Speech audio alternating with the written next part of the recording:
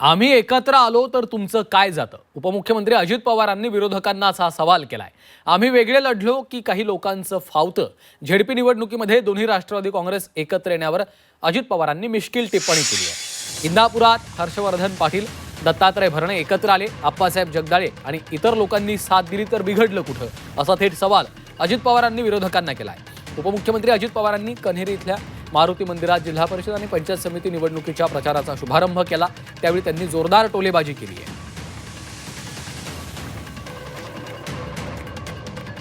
आता इंदापूर तालुक्यामध्ये देखील एकमेकांच्या विरोध करून त्याच्यामध्ये वाद घालत बसण्यापेक्षा जर हर्षवर्धन पाटील आणि तिथं दत्ताभाऊ भरणे एकत्र आले, आप्पासाहेब जगदाळेंनी साथ दिली, इतर लोकांनी साथ दिली, बिघडलं कुठं?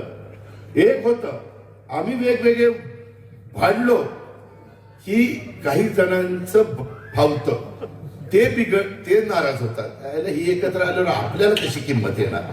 अरे पण तुम्हाला किंमत येण्याच्या करता आम्ही एकमेकाच्या उरावर बसायचं का कशावर बसायचं? कशा करता रे बाबा?